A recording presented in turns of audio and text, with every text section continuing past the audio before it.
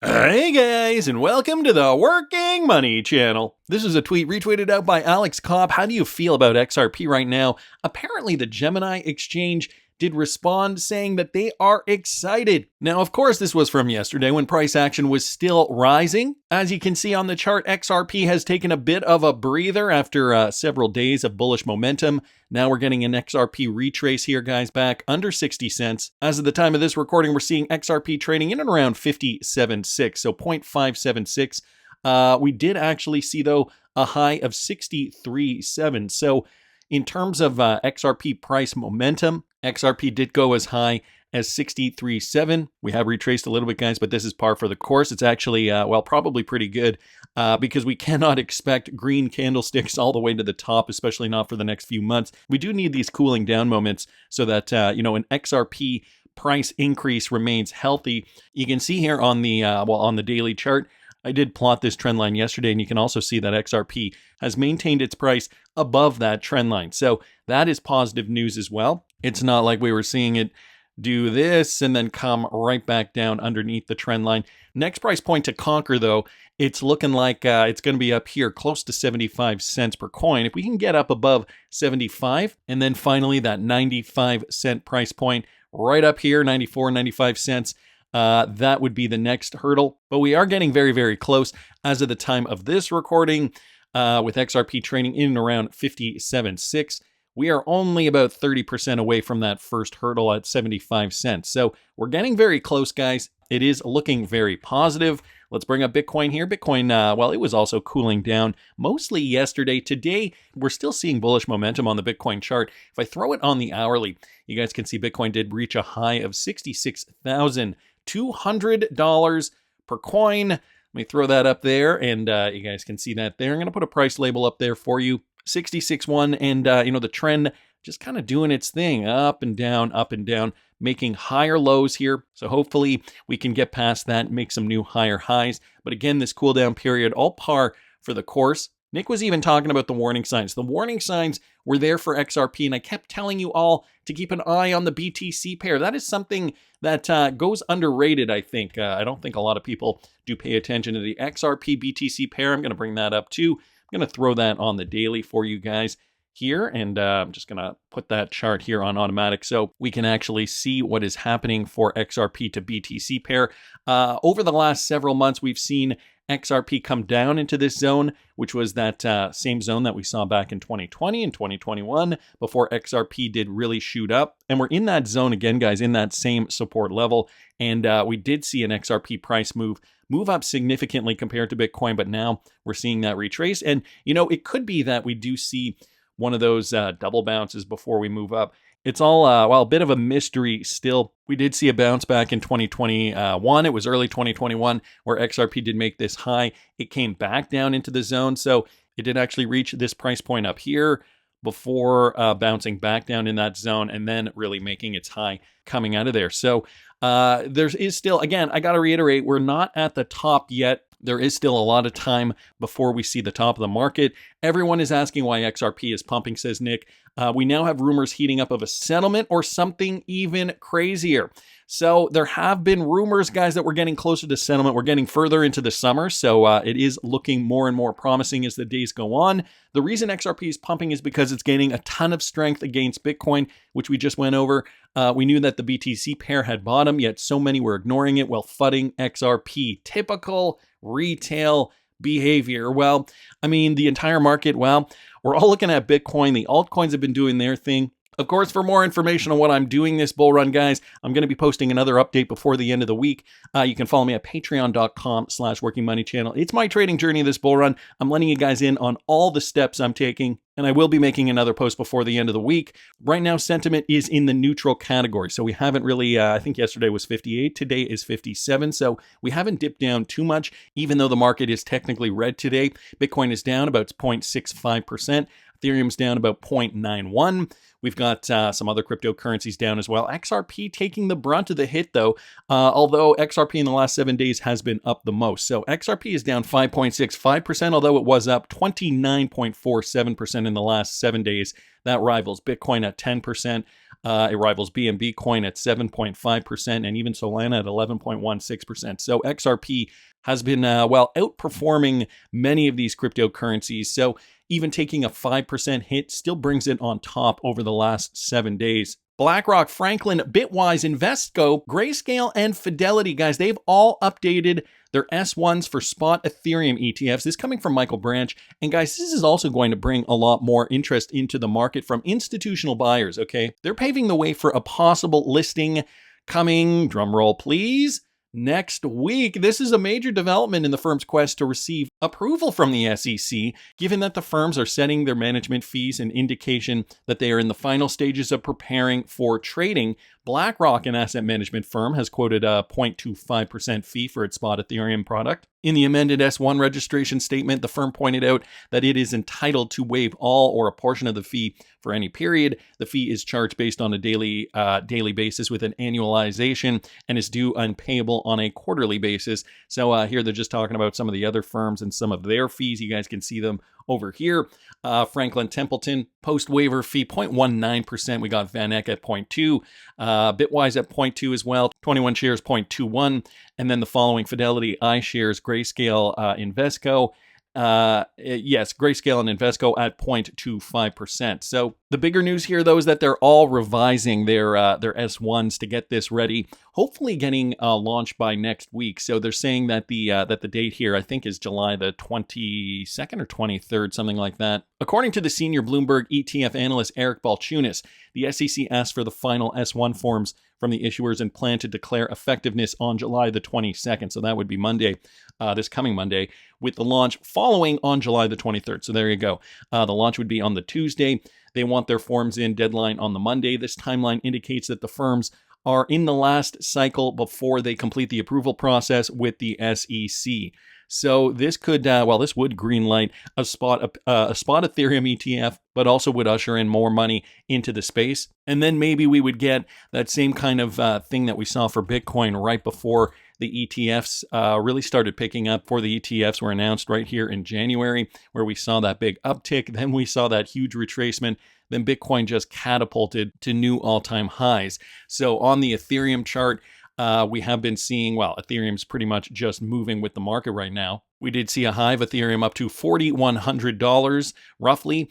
Now it's trading in and around $3,400. So I'm wondering if we are going to see any more movement for Ethereum, and if these ETFs, once they are launched, if they are launched on the 23rd, would bring a similar sell-off, similar to what we saw to Bitcoin back in January. So we're going to keep an eye posted for that. Wanted to thank Michael for posting that. Another one here from Michael Branch, though. XRP, the 7th largest cryptocurrency by market cap, has overtaken Bitcoin in trading volume. Guess where, guys? In South Korea. So South Koreans are trading XRP at a higher rate than they're trading Bitcoin. So overtaken Bitcoin in trading volume, while the overall crypto market has increased by 11.7% in the past week. XRP has surged an impressive 31% during that same period. This rise of XRP price is mainly due to the growing interest in South Korea, significantly outperforming the rest of the crypto market. Over the last 24 hours, though, XRP has recorded a $650 million trading volume on Korea's top exchanges, which is more than 2.3 times the trading volume of Bitcoin during the same period. So South Koreans love the punishment of being XRP holders, and they are trading XRP at an exorbitant rate comparatively, I guess we should say, to the rest of the crypto market. Generally speaking, what we do see is a lot of this money going into Bitcoin and Ethereum.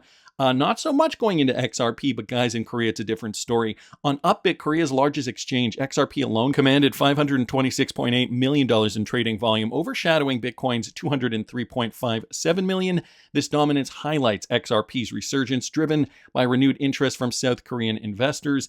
XRP's performance has been exceptional, surging 31%, as we mentioned. Globally, XRP's trading volume, though, has also seen a significant uptick. Okay, so that has reached about $3.8 billion recently, marking its highest volume since April. And if we just look back on the chart, going back to April, you can see right back in here, April was, we saw a lot of downward momentum in April. And but that still equates to some trading volume. We saw that big dip down below this trend line. Now XRP has recovered. So at least we are witnessing the recovery, and that is positive. Coinbase stands out as an exception among major exchanges, though, recording inflows of 4.46 million into XRP. Conversely, Binance, OKX, they experienced outflows $13.5 million and $7.83 million, respectively. This movement underscores shifting investor sentiment and activity in the XRP market. So we are seeing a bit of a mixed bag across many different exchanges. However, South Koreans are trading XRP at record rates. So that I think does speak to what people are trading in different parts of the world. And this also makes up retail investing in Asia. So it does paint just a partial picture here of who's going to be trading more XRP down the road. Here's some Ripple news, guys, that hasn't been made public until Brad Garlinghouse mentioned it in this interview, courtesy of XRP Drops here. New news that we haven't shared publicly, at least not yet. Listen to this. Now, in terms of liquidity and those things, I mean, look, I've always viewed an IPO as a step in the journey, not the end of a journey. What we have done instead of, and this is actually new news that we haven't shared publicly, we have done a series of tender offers where we've been buying shares back from investors and employees. And we're in the middle of another tender offer. And after we finish this, we will have repurchased $1.4 billion of stock from our shareholders. Wow, that's a huge amount. Ripple knows the value of their company, and they are buying back stock at an astonishing rate, $1.4 billion worth of stock. That is what they've done so far, just in repurchase agreements. So you got to think what their plans are going public. I know the IPO is no secret. Brad Garlinghouse has mentioned it in the past that, this is going to be another stop on their journey. As you heard Brad say here, it's not the end of the journey. It's just another pit stop. But that's interesting, to hear that Ripple has been quietly, maybe not so quietly, have been purchasing back all these stock from shareholders and employees. So I wonder if there's more to this moving forward than just the loaded obvious statement there that they are going to go public. Anyway, wanted to thank XRP Drops for posting that. Crypto Eddie at Sentosumo Saba here on Twitter. She posted this, another new observation, guys, coming out of the BIS. This is from just this month, July 2024, disclosure of crypto asset exposures. She's saying here, a bank's total exposure to all Group 2 cryptocurrencies, so that would include BTC, Ethereum, and XRP crypto assets, must stay under 1% of its Tier 1 capital. So if a bank holds capital under the Tier 1 guidelines, the amount of cryptocurrency has to stay under 1%. No single Group 2 crypto asset can make up more than 5% of the total Group 2 holdings. So these are new guidelines here from the BIS. If you guys want, I do, by the way, have the BIS document linked in the description of the video. You can find everything in the description of the video if you guys are interested in doing more research on that. So in terms of these classifications, Group 1 crypto assets, those that meet in full a set of classification conditions. Note they say here meet in full. Group 1 crypto assets include tokenized traditional assets, Group 1A, and crypto assets with effective stabilization mechanisms, Group 1B. Now, considering XRP and XLM are technically considered stable coins by the World Bank. I don't know if they would fall under Group 1 or Group 2, but that is another interesting point here. I mean, as we see them today, they're clearly not stable. XRP did just move over 30% in the last couple of days, so don't know about that. Group 1 crypto assets are subject to capital requirements based on the risk weights of underlying exposures as set out in the existing Basel framework. And then Group 2 crypto assets, those that fail to meet any of the classification conditions, as a result, they pose additional and higher risks compared to Group 1 crypto assets, and consequently are subject to a newly prescribed conservative capital treatment. In addition to any tokenized traditional assets and stablecoins that fail the classification conditions, Group 2 includes all unbacked crypto assets. A set of hedging recognition criteria is used to identify those Group 2 crypto assets where a limited degree of hedging is permitted to be recognized. And those where hedging is not recognized. Where hedging is not recognized. So those are the two classifications here. I'm kind of with WJK XRP here. Well, that doesn't seem very exciting at all. What would be 1% of these banks' Tier 1 capital? If you can only hold 1% in crypto, that doesn't seem like a lot, does it? And what percentage of the 1% will be in XRP? 33.3%, at a best case scenario, that would be a third. Hardly see this make an impact on XRP price. Sentosumo Saba, but thank you for the info. I mean, she's just reporting it. This is what the BIS has laid out as their requirements from their most recent disclosure of crypto assets report. But it's going to be a combination of things, I think, that get XRP price up. Bloomberg has XRP settlement speculation as a top story. I happen to see this from Zoom at Mr_Zoom on Twitter. There have been countless times when people thought a settlement was imminent, but the price did not move. Ask yourself, what is the difference this time? The whales know. So he took this screen grab from, Bloomberg's top stories here. Settlement speculation pushes XRP to forefront of crypto rally. This coming alongside other major stories here. So is there a settlement coming? Well, Bloomberg did post this, guys, yesterday afternoon. A little known cryptocurrency. Are you serious? Little known? That is at the center of a key legal fight, is leading the latest rally in digital assets amid speculation that the company behind it may soon reach a settlement. Now, you got to remember, when they're posting this, okay, a little known cryptocurrency, they are talking to the mainstream. And the mainstream does not really know XRP the same way you and I know XRP. So I get it why, they're calling it the little known crypto asset. I know it might seem offensive to some of us, but we know more than the average person. Remember that. So there is speculation, guys, that the company Ripple may soon reach a settlement with U.S. regulators. XRP jumped almost 40% in the past week to around 60 cents. Brad Garlinghouse even made a comment, guys. He was interviewed by Bloomberg Crypto Insight UK, posting this: rumors floating around that Ripple versus the SEC is on its way to a grand finale. Listen to this. Curious here about your relationship with the SEC. Are you in settlement talks at all with the agency right now? I can't comment on that specifically. Suffice it to say that the ruling has been clear from the judge. There's one final piece, as you referenced, about these investment contracts that are sold to institutions. We expect resolution very soon, but can't predict exactly when the judge will rule there. All right, Brad. We're looking at a resolution very, very soon. Brad Garlinghouse did about an 8-minute interview on Bloomberg, and I will link that here. A lot of things that we already know, but if you guys want a bit of a refresher, it will be linked in the description of this video, tacked onto this tweet here from Crypto Insight UK. So Bloomberg reporting on this, Brad Garlinghouse saying he cannot comment specifically, but that we are very, very close to a final ruling. The SEC sued Ripple Labs back in 2020, as you guys probably remember, claiming the firm broke its rules to raise money by selling a digital token without registering it as a security. Considering we are very, very close, and considering the judge has already ruled XRP not a security, and considering that Brad Garlinghouse and some other lawyers in the XRP community have projected that we would get this verdict by the summer, whether that's early summer, mid-summer, late summer. I know Brad Garlinghouse originally projected September the 21st, which is technically the end of summer. Guys, since we're getting all that, it would seem that we are very, very close. Brad Garlinghouse has now reiterated that again from this Bloomberg television interview. But on top of it all, I happen to see this from Crypto Bull 2020 now. Does this mean settlement? Does it not mean settlement? I know we've gone through these Sunshine Act notices in the past, and they've really meant nothing. Security and Exchange Commission, there's a meeting today at 2 p.m. However, it does not look too terribly promising, although they do say institution and settlement of injunctive actions here, institution and settlement of administrative proceedings, resolution of litigation claims and other matters relating to examination and enforcement proceedings. Again, part of the SEC's docket here. 24-hour crypto mentioning, though, this is truly embarrassing at this stage. This has been going on for years. These are not settlement talks. Even Sherry posting a comical GIF. No, says Danny Dark.